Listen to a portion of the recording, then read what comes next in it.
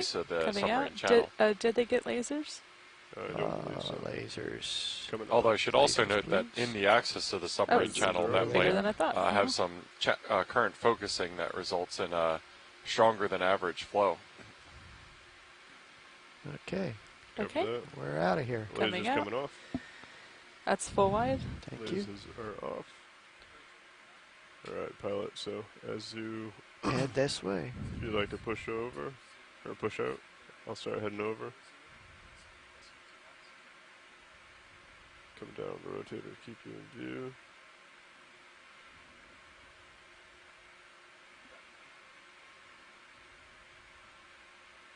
Coming over.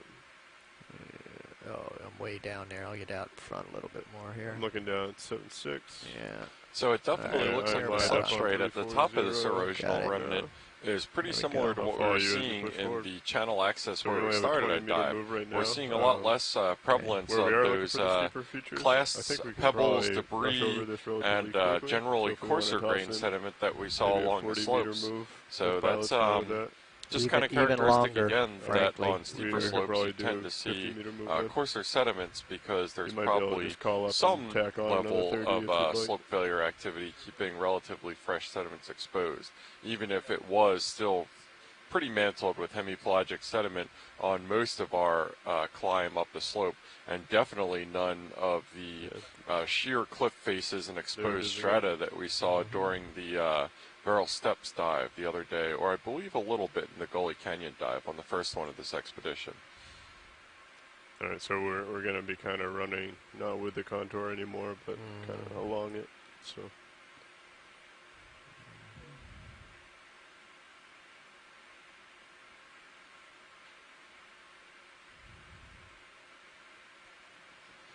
So 2019 marks the 10th year of ocean exploration that has been collected from the NOAA ship Okeanos Explorer. So we're very happy. Oh, okay.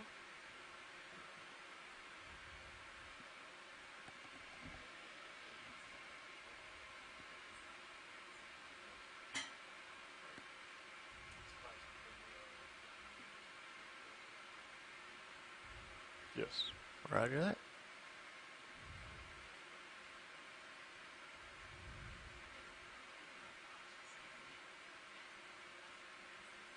How far away is it to that steeper feature, if you don't mind me asking?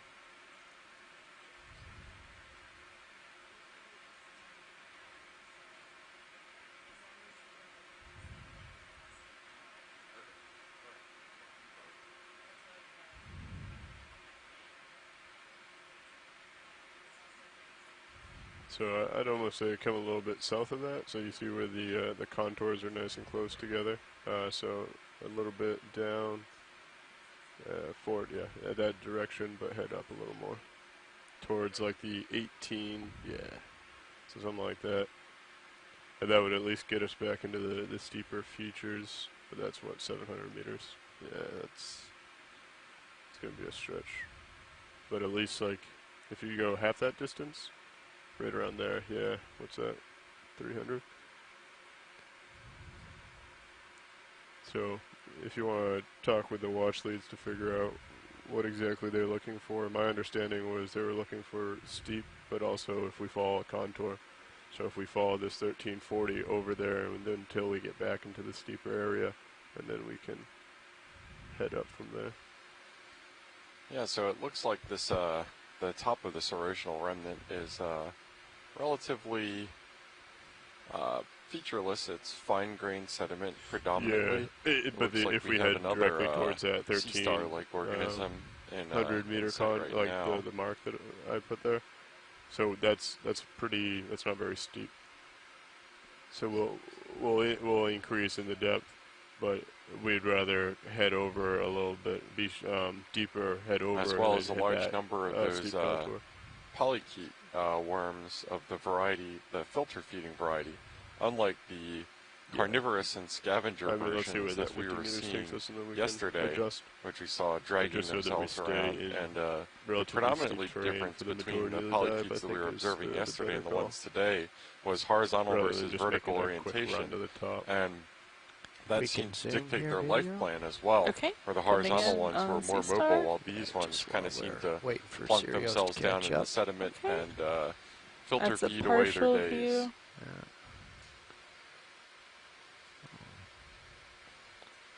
And we can also see another one of those kind of brain or spaghetti-looking foraminifera.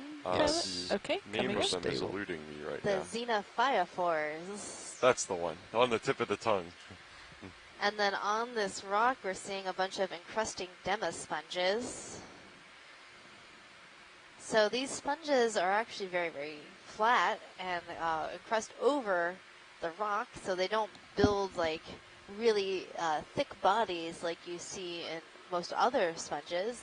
They're uniquely adapted to live on flat surfaces, and you can see the structure of the sponge against the rock where there are these pores and channels, and that's where the water goes in and out of the sponge and the animals inside the feed, because sponges are actually a colony of organisms all working together.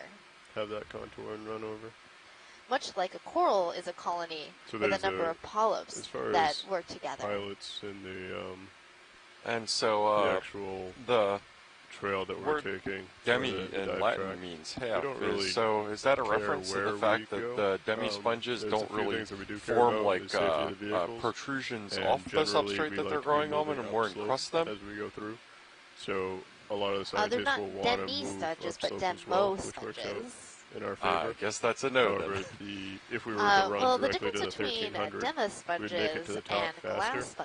However, is that they may want to see more of a steep more slope, than which would mean just that we'd have glass to come back pieces that make up their skeleton. Kind of on top of And demo sponges are also the type of sea sponge that you might use in your kitchen. So it's better to kind of start off deeper and make our way up to a shallower area. And don't have and also, as you can see on the map, if we were to take that track that you're showing right there, I mean, the slope increases. But that's not true for all demo sponges. Some demo sponges do have Whereas if glass we spicules. come over a little more westerly, yeah, then we'll have more kind of contours. And the ones that you do use in your kitchen are shallow water species, whereas the ones down here are a little bit different. And demo sponges come in all shapes and sizes, from the really dense Geodia sponge that we collected during our first dive at Gully Canyon, and to those super flat encrusting demo sponges that we saw on that rock.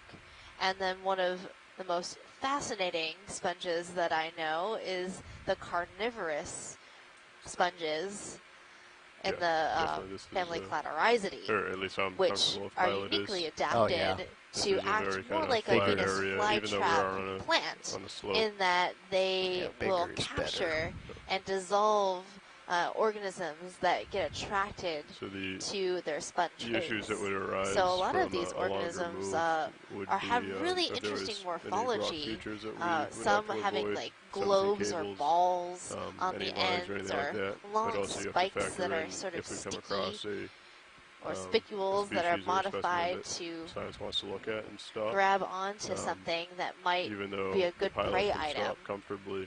If he's out ahead, if he's close to Sirius like he is now, then Sirius will continue going over it, and so that makes it different than other sponges that are just filter feeders, but they're actually preying on larger organisms that aren't, a filter feeding type of prey. So if we do come across something of extreme interest, we may call for an easy stop and just have the ship come to a stop.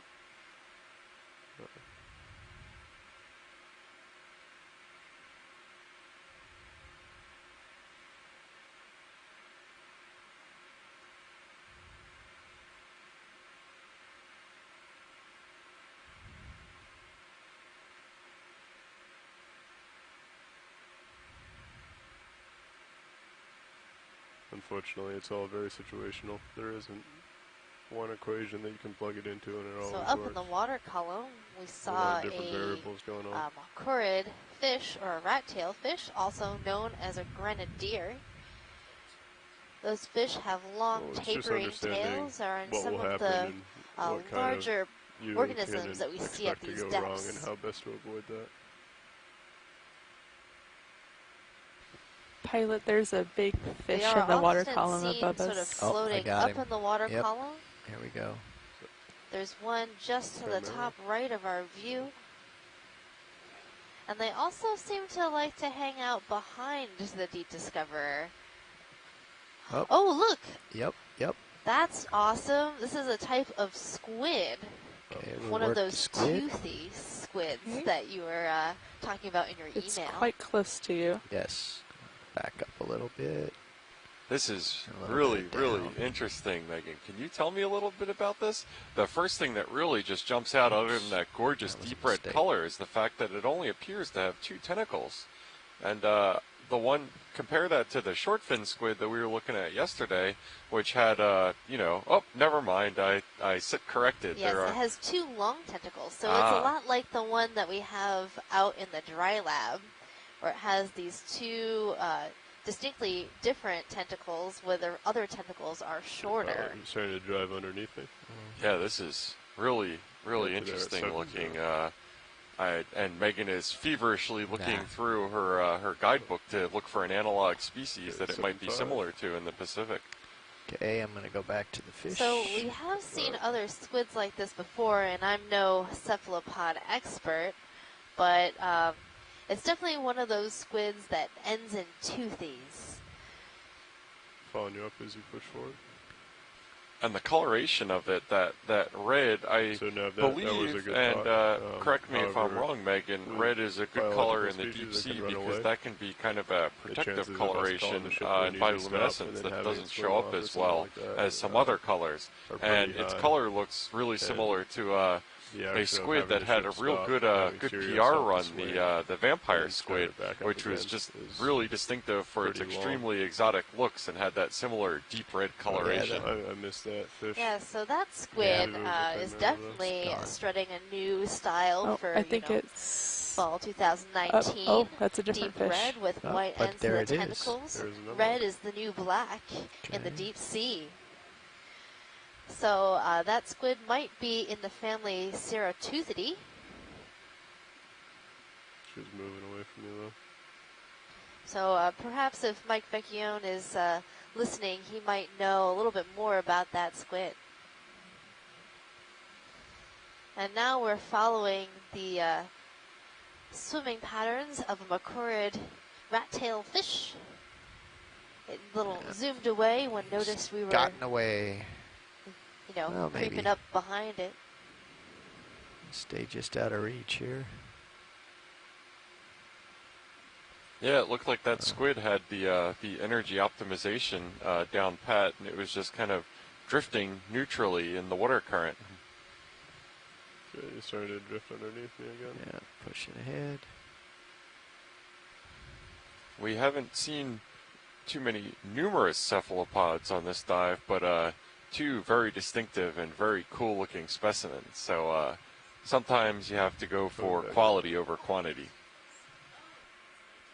And following you up as you push forward. Okay. Give me a shout when we're halfway through the watch and we can switch off. So our web coordinator remembered a post from the last expedition where they saw that red squid, and the ID for that squid is Magnateuthis magna. Oh, it's just a rock. I believe you had mentioned it was. So do follow us on Facebook and Twitter and Instagram to see great photos and updates about our dives and interesting videos from all of our dives. It's a great way to keep exploring with us, even when we're not in the water.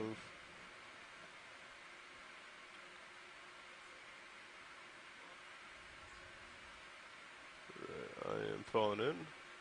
Co-pilot's ready when pilot is. Yeah, let's go. All right, feel free to call that in.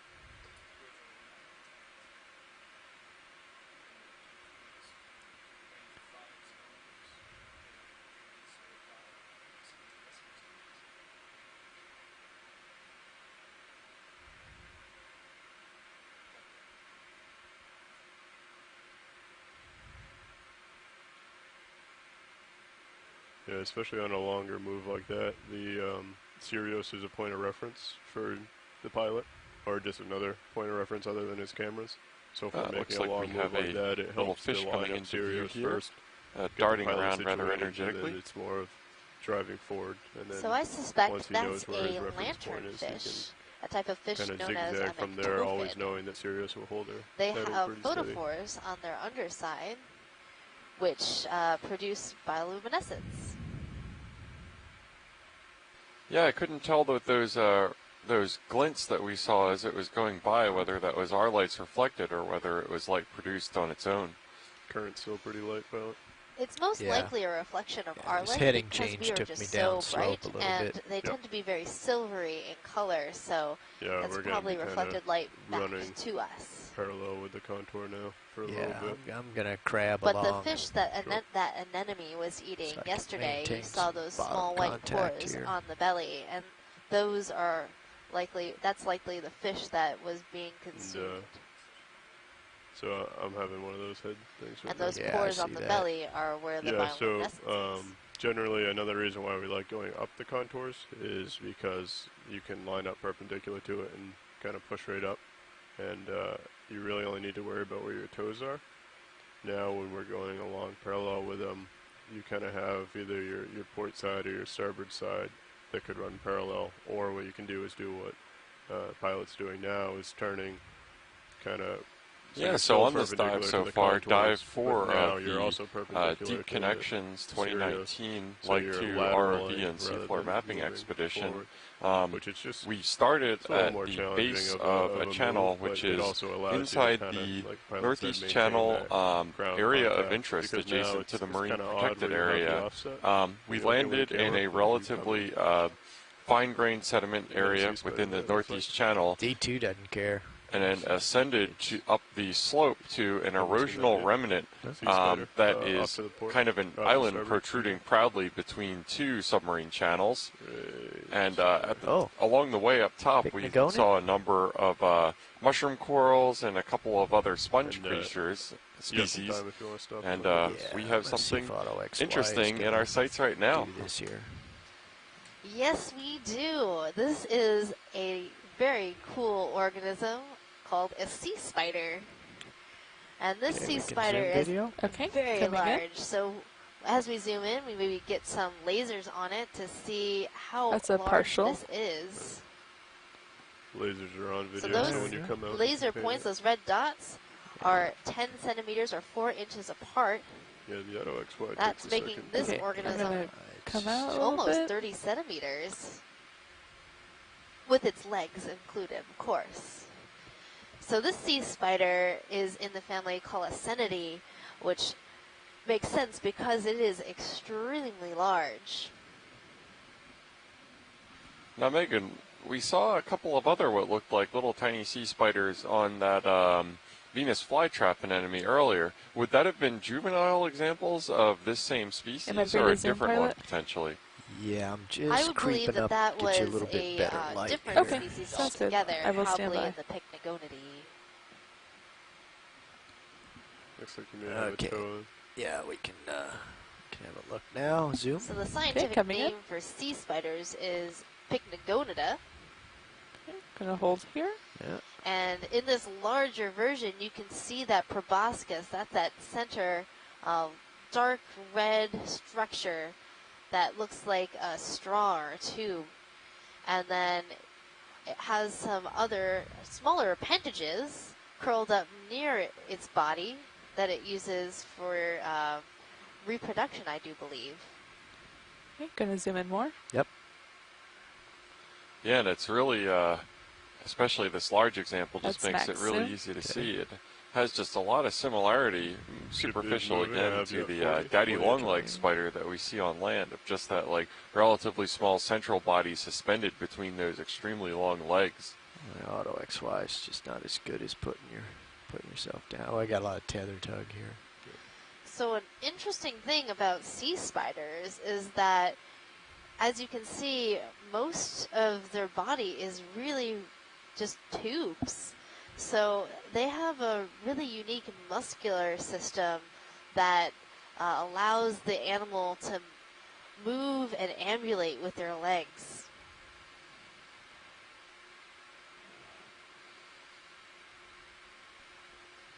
It does. Now that you say that, honestly, what I can only video. see when I look at their legs is brass valves and kind of pipes is what it looks like, more so than actual appendages. What a eerie-looking creature. And in case I'm mistaken, I think I heard this at one point, that these sea spiders are kind of living fossil-like species, right? I believe I've heard the same thing as well. They are an ancient group of animals. Do a slow pull. Okay. Yeah, I'm consulting with the internet to verify that, and I am seeing something that says that ancient sea spider fossils were discovered in volcanic ash from the Silurian age, which was 425 million years ago in the UK. And the living fossil, what that kind of means is that the specimens and the organisms that we see today have remained largely unchanged throughout the range of their history, which is incredible considering that most species will at some point either adapt or change or go extinct and hit a evolutionary dead end. These ones evidently are quite successful in their body plan if the same or similar ones have been observed for over 400 million years.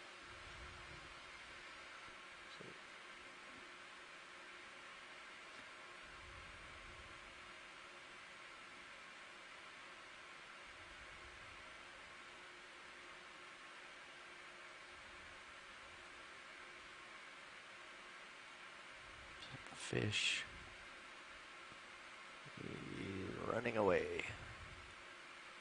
Whoop.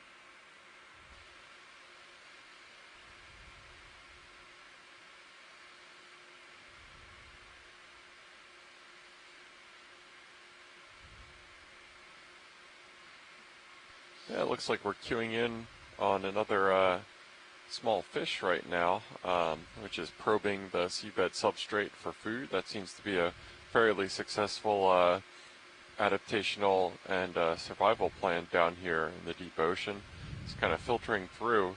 Whenever we do one of these sort of macro zooms on the seafloor, it's interesting to look at the periphery of what we're focusing on, because you'll notice that what from a distance looks to be relatively uniform seafloor without much there's actually a ton of biomass within it.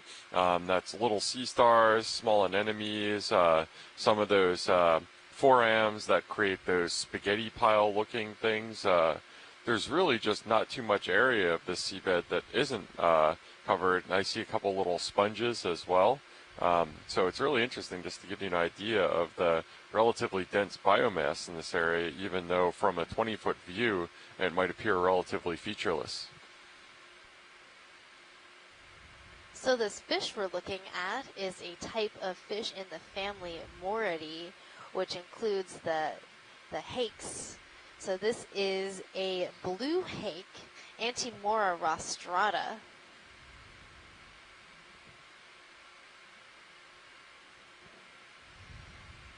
It's not looking at us right now, but if it were to turn to the side, you might see its long filament on its dorsal fin. You might also see long filaments underneath the head of the organism, head of this fish, that they use for sensing, and a barbel on its chin.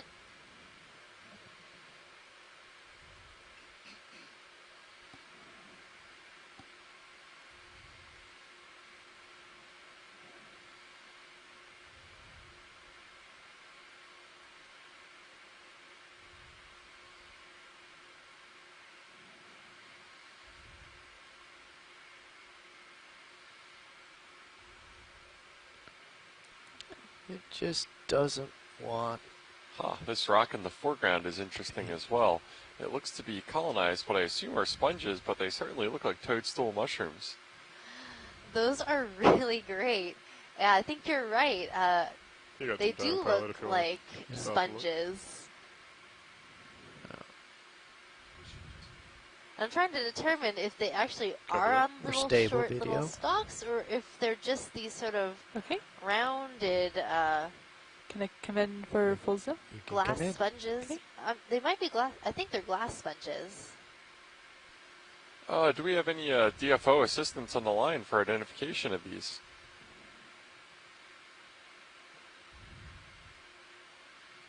That's Maxim. But you can see at the top of each one of these sponges, there's a small osculum or opening. Yeah, and I think you're right that there's not actually a stalk. They kind of do narrow down a little bit, but generally speaking, they kind of look, I believe the scientific term is just blurps on the rock. They kind of look like little marshmallows. Soft and squishy and airy. Our DFO colleagues, they don't have telecoms currently, but they are requesting a collection of one of these. Pilot, could we possibly obtain one of these? We certainly can try. Thanks. Let's come wide, video. Okay, coming wide. So, Pilot, these are very small, so I was thinking maybe the best way to do it is with wide. the suction sampler and then sort of scrape it a little bit along the rock. Vacuum them up? Yes, Vacuum that sounds like a great plan. Okay, I'm going to reposition here. Nav, how much They should be pretty soft, so a small nudge with the suction sampler should knock it free. Okay. And then we can zoom right into our collection container. Well, we have a function called zook, and we will engage the zook function, and thanks, Pilot. and we'll get them.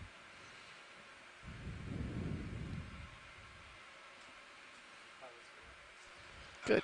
Yeah, so we're positioning ourselves above this little rock right here to try to vacuum up one of these sponge samples for our colleagues at the DFO, Department of Fisheries, Oceans, Canada. And we're going to, because they're relatively small and relatively fragile, we're going to make use of D2 suction sampler capability, which we've used extensively so far during this expedition already. It proves to be quite handy. I can't imagine life before it.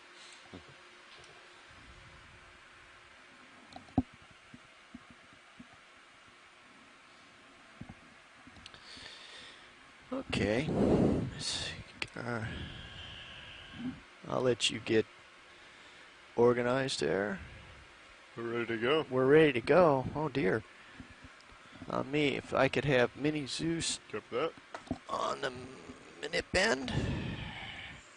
Mini Zeus is up. I'm going to go ahead and bring it down a little bit to give you a better view. This is my first iteration of the suction sampler, so if you'll brief me. Of course. So what we normally do is bring out the bio box or the drawer a little bit, and what that will do is in your main camera and also Mini Zeus, you'll see the actual nozzle. Then you can go ahead and reach back and grab onto it. Before we get too far, I just want to make sure suction is working. Yes. Looking good. Nice. Okay. Alright, so first things first, go ahead and make sure the pins are retracted so we don't put anything out. The drawer is going to extend slightly. Okay. Coming out. Okay, so in your camera. I see. So yeah, normally we hold it right there. Yeah, I'll bring it looks good. Mini down a little bit. What was the request? If they can wait 10 minutes, we'd be pleased. Would that affect us at all? Don't know. I agree. Don't want to find out. Copy that. All right. So. Yeah. Okay, hydraulics.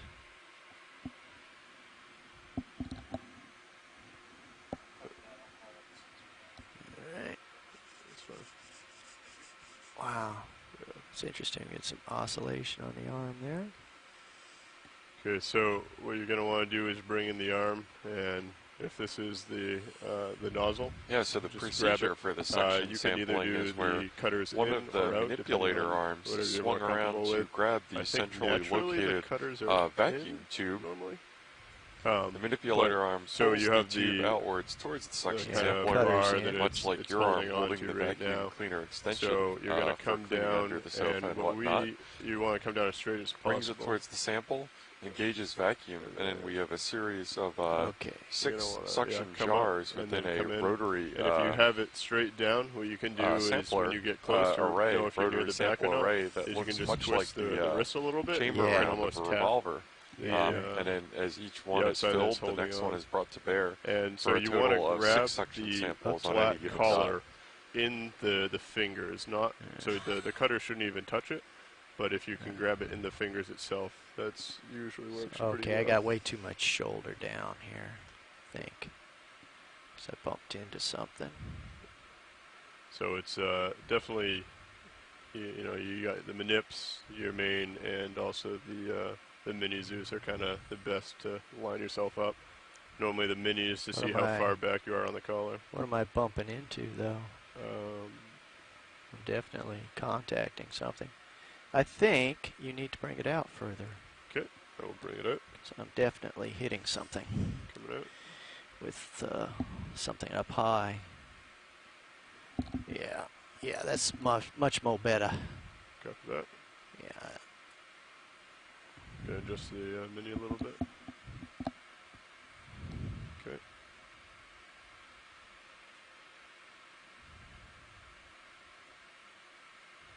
And again, it's to grab with the fingers themselves rather than the actual cutter.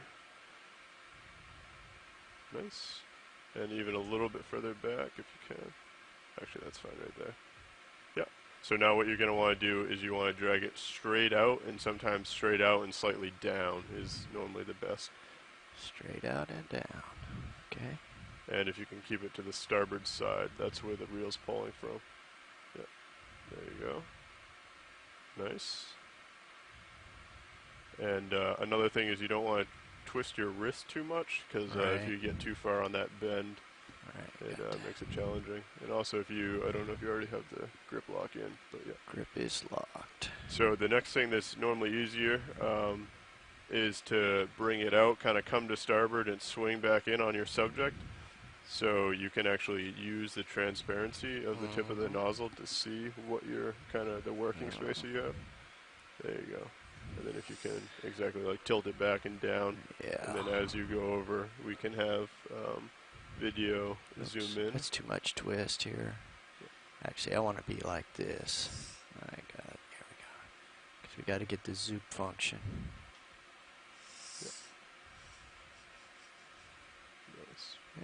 It's wanting to fight me a little bit. Okay, video, if we could get a zoom on main. And I'll pick up mini as well. We can also... Alrighty. And pilots, not to interrupt, but it seems like jar 6 is the current jar that's selected, but there's no... I was testing. Oh, okay. So I'll move it over. Gotcha. Nice catch there, Caitlin. So maybe zoom in on mini as well to help him if you'd like, pilot. Yeah, I think I'm right there. Okay. So before you start scraping, I'll go ahead and put on some suction. All right, get her going. Okay, suction's coming on. And Nav, if you could watch that jar number 1. So I have about 2,000 of suction. It's quite a bit. So as you start scraping, we should start seeing some motion.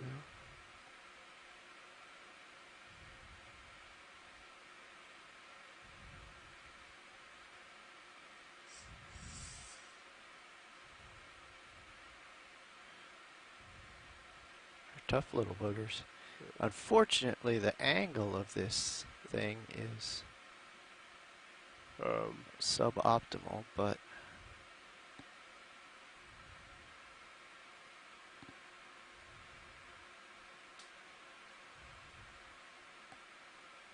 I don't know if I got one there or not.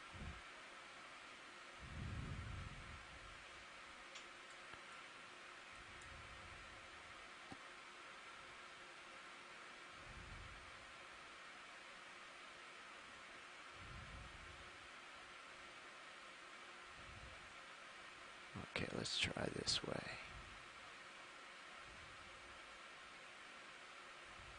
Wait a second, this is... So you're putting a lot of pressure on the tip there. Yeah, there we go. This is where I want to be, down here.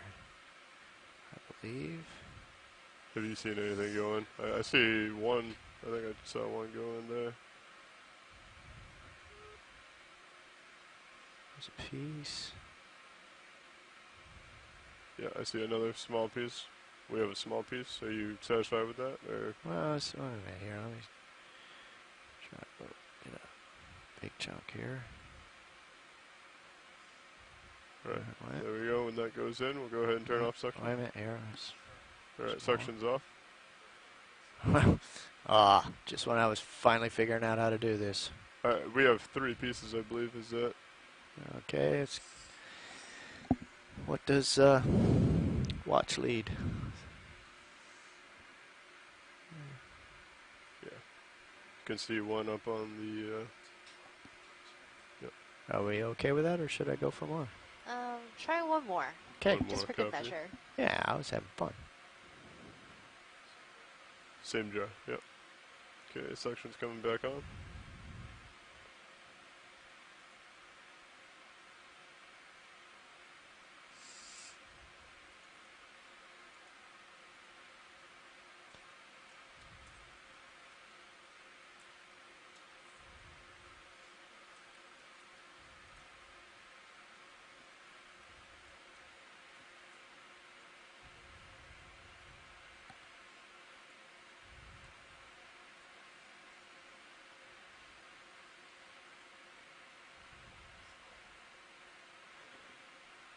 They're tough. They don't want to come off.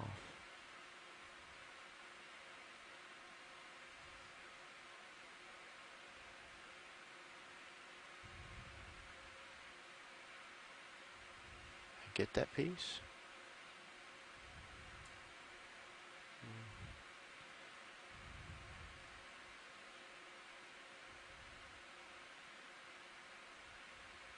Got that piece. Yep.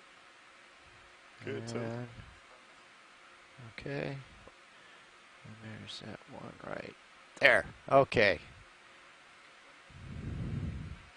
Full wide video. Going full wide. All right. So it looks like we have pretty thoroughly vacuumed. It's a good amount of those little sponges off of that rock. So hopefully a decent amount will come out of that. We saw quite a few pieces of those come into the suction chamber, so we will definitely have some samples from that one. We're going to put our toys away and then continue on.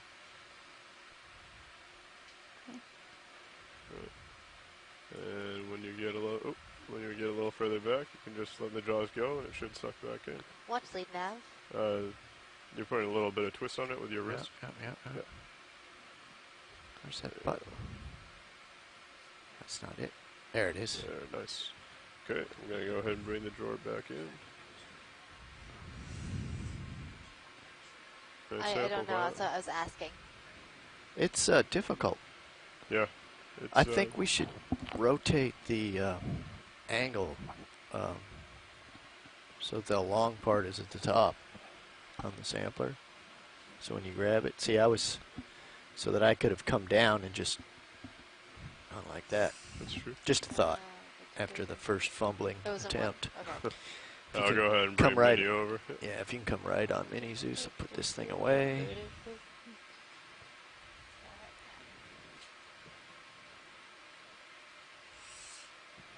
Okay, and pilot, if you're comfortable, I think we can let Bridge know they can do that heading change. Oh, yeah. Absolutely.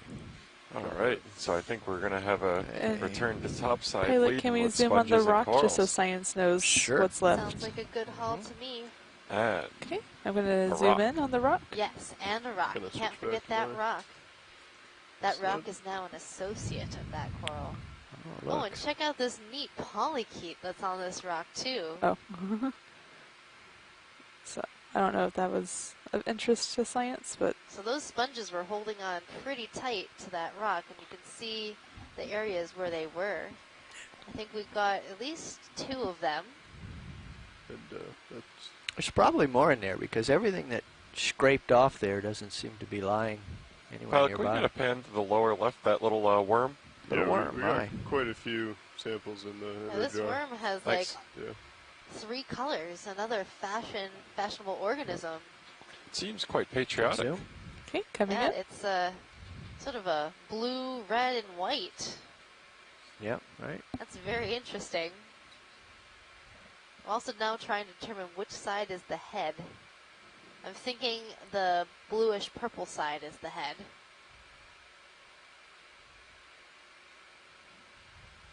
And here you can actually see what makes a polychaete a bristle worm. You see these chaetae, those are the bristles along the side of the animal, and they use those to walk and move along. And some polychaetes can use them to swim.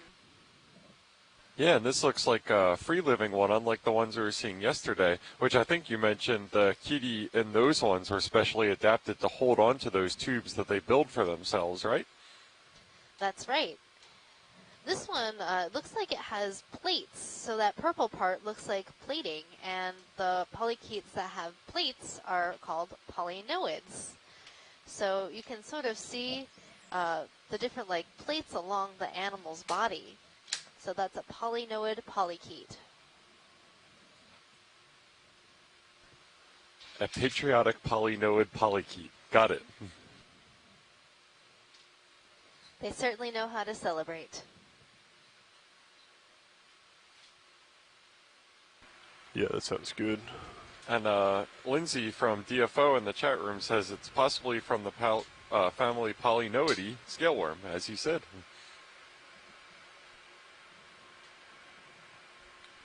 And is this of interest of collection as well, now that we have stowed the selection sampler?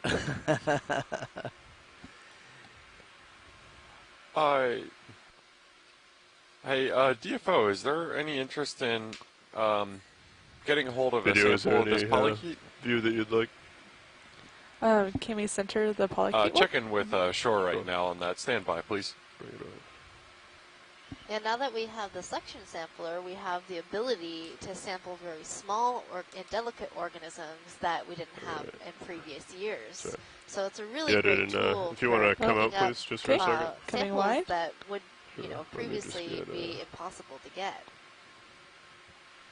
Quite a bit of force down. So those down, tiny sponges that we just collected. Yeah, that's a negative on the collection of the polychaete that we were just looking at. Copy that. Thank you. And video is clear. Oh, you are. Pilot, that's fine. Copy that. All right. Yeah, go ahead and call on that move if you'd like.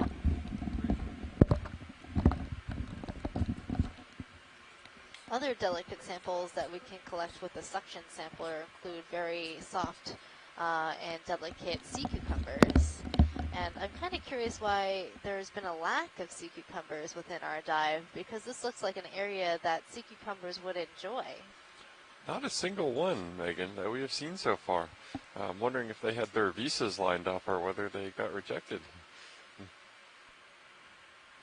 Perhaps they're very small and translucent, and that's why we're not seeing them.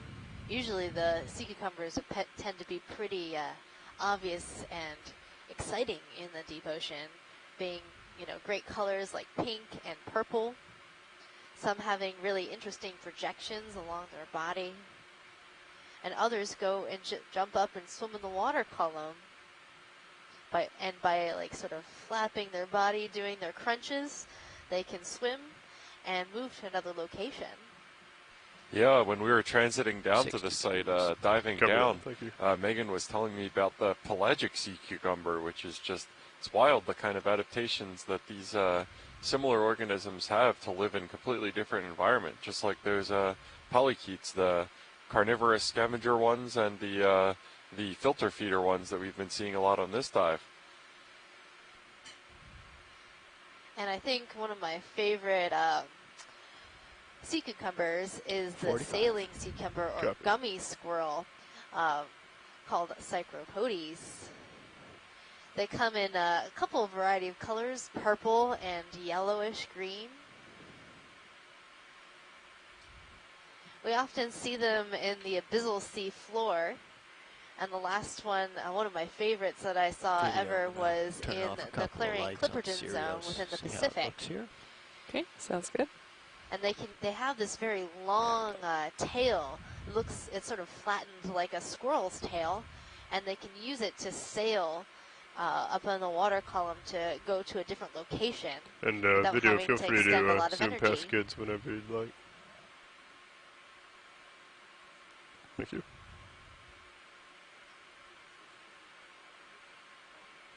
I don't know, Lars. It looks like you got the boring mud. That's all right. Oh, but wait. We'll find something.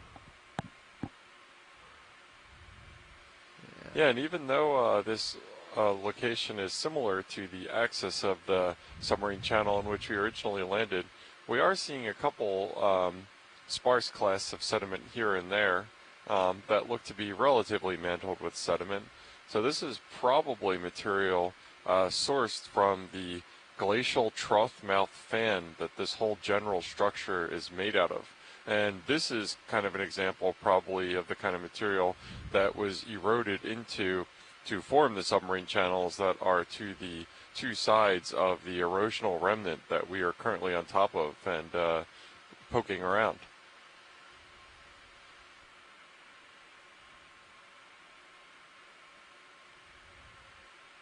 So fine-grained sedimentary environment, but not entirely fine-grained.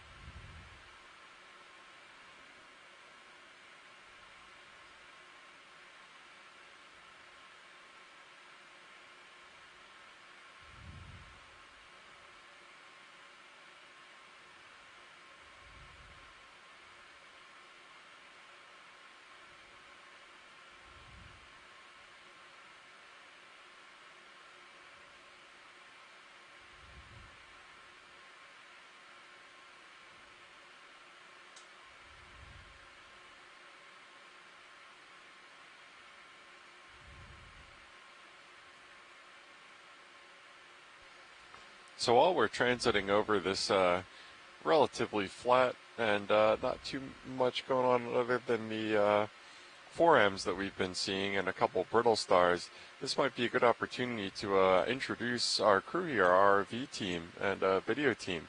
Could we make the rounds perchance and do some introductions? Yeah, sure. We can go ahead and do that. Good afternoon, everyone. This is the front row speaking. We are all engineers from the Global Foundation for Ocean Exploration. Sitting to my left is Chris Wright, sitting nav this morning. I am Lars Murphy, sitting pilot. And to my right, Dave Wright, co-pilot. And in the corner doing video is Caitlin Bailey.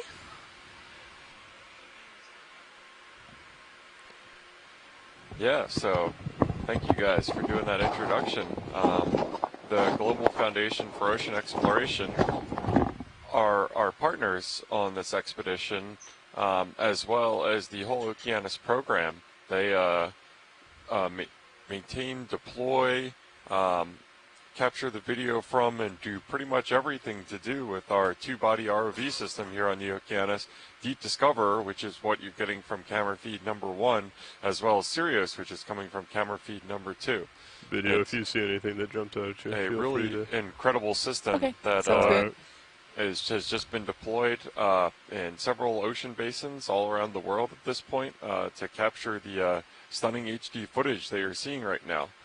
And the products from these dives, both in the form of video archive, which I would consider to be the primary product of it, as well as some of the samples that we are loaded to the gills with right now, have been essential in a wide range of geological, ecological, right, biological, physical oceanographic investigations. In the upper right corner. I saw that. It's kind of at the very edge of my leash, I think. Okay. We can try and get it. There looks like another sponge in the If you have any questions for our ROV team or about our ROV system, please feel free to ask them on social media, and we'll do our best to answer them. Oh, there's also one in the lower left on that by those yes. 2 sea stars. I do see that. I'll go for that, and then when I get a little more tether, I can go for the second. Sounds Pilot, good. can we see that, I think it's a sponge on the upper side of the screen in the, like, right in the middle? Top center, I see it too. Yeah, unfortunately, I'm kind of at the edge of my tether here, so we're going to go ahead and get a zoom on this little floating one, and then when I get a little more tether, we'll make our way up and get a snap of that. Sounds good. So the little sponge that is coming into view, I think is related to the first sponge that we collected during this dive. Coming down on the rotator? It's a Hylanema sponge. Go ahead and take as much or as little as you'd like. It's a type of glass sponge that has a stalk. So the stalk is actually a twist of long spicules. That's Maxim. It's one spicule that twists together with a few others into the sediment, and it roots itself in the sediment. Okay. And that leaves the bell of the sponge, the main body of the sponge, up above the sediment for filter feeding. Yeah, so it looks like kind of a similar body plan as the tube anemones that we were seeing a lot tomorrow, where if there's not really relief or vertical elevation to be gained from the substrate naturally, a lot of these creatures have found and devised ways to elevate themselves. It's close. And as you can see from probably coming across our operation, maybe there's some a really naturally at the top of this plateau, it is certainly doing a good job of getting like putting on the show. Water it's moving by its body. Yeah. It's like in the screen. I'll come over a little. Looks like a thing from Alien. We're seeing on the ground a bunch of tubes and structures. A lot of these things are you're full zoom right now? Yes, I am. Foraminifera. I have more tether I can sneak forward. Organisms. Okay. If this is of interest, I might be able to make it to that other coral in the background. Only if science is interested. Science, are you interested in this small worm-like creature? Center screen. Let me get a check on that. Go for that. So, DFO, do we have any interest in this sponge right here?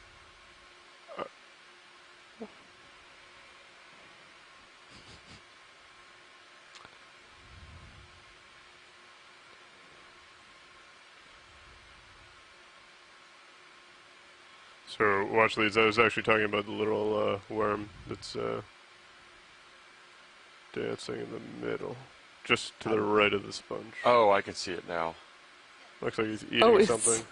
Yeah, can we get a zoom on it? This is max zoom. What I was saying is that we could come in closer if it was of interest. It just gotcha. Plucks something off of that coral or whatever is there. Is that a hydra? I don't believe so. I think we can transit on whenever you get the tether. When video's clear. Okay. I'll poke up and I believe there's a coral that was a little further on. Okay, video's clear. Perfect. Great. Yeah, I've come over the top of you. Copy that. And I've that's brought my head a little bit to the right. Thank you, video. So, okay. Believe it was right here, right? Video that you saw. Yeah, that's it. Center.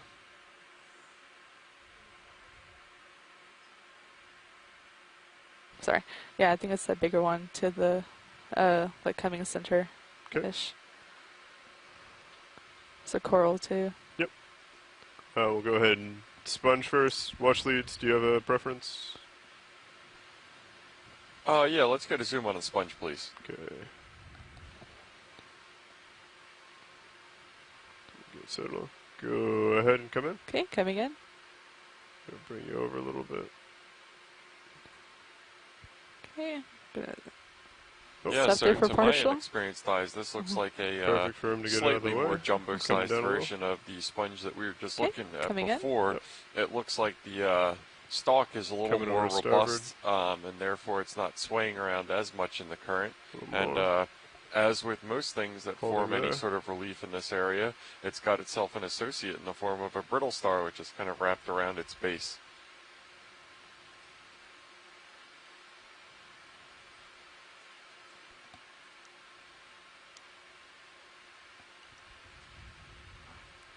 Is that max zoom? There's a little bit more. That's maximum. So as we zoom into the sponge, you can see the osculum of the sponge, this round opening. You like me to pan up to the osculum? If we can focus on the stalk of the sponge, you can see those long spicules that I was talking about. All right. Do you want me to go back down to the stalk? Okay. Okay, coming down. Alright, there we go. Yeah, I can absolutely see the individual strands that compose its base. It's nice that this is a larger specimen. You can kind of see that detail between that and the zoom that we can get with the Zeus camera. So this sponge is a type of glass sponge called Hylanema. Okay. Try and center her up a little better. We have to call it a stalk sponge because it has a long stalk. And that stalk can vary in length from animal to animal. Holding there.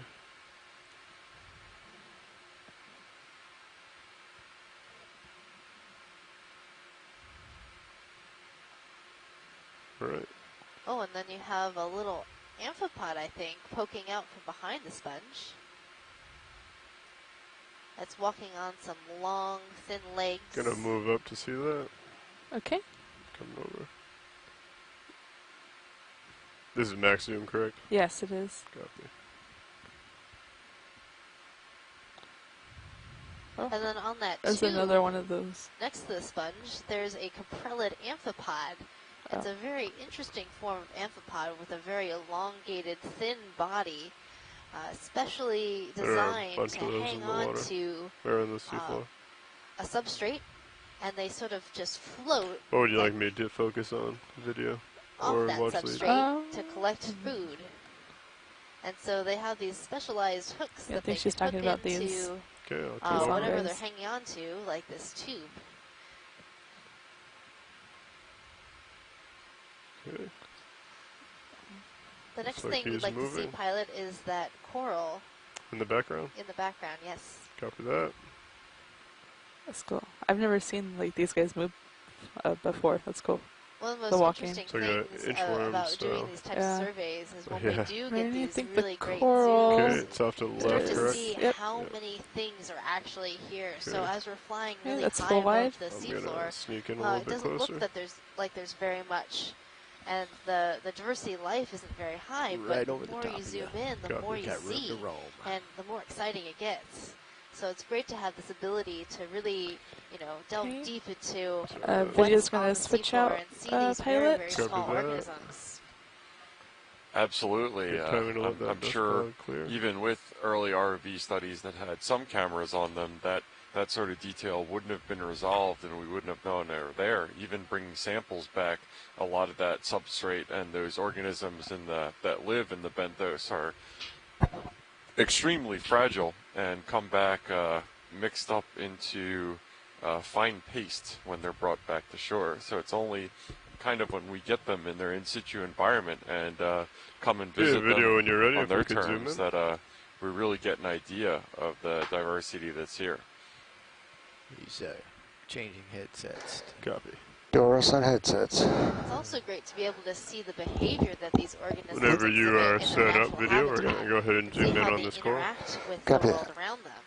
So like yesterday when we saw all those squids and fish during their feeding frenzy was such a beautiful and exciting moment to witness firsthand. Good copy. Stand by. Absolutely. And correct me if I'm wrong, but at the base of this coral right there, it looks like a couple of the sponges of the type that we collected during our first dive. Okay. Yeah, there are a few little sponges. Those might be the same kind of sponges that we just made a collection of, those small ones. The coral we're looking at right now is a type of soft coral in the family Nidalidae. And in its branches, you can see a few amphipods. Those are small crustaceans that often live in the branches of corals. A little bit of detail.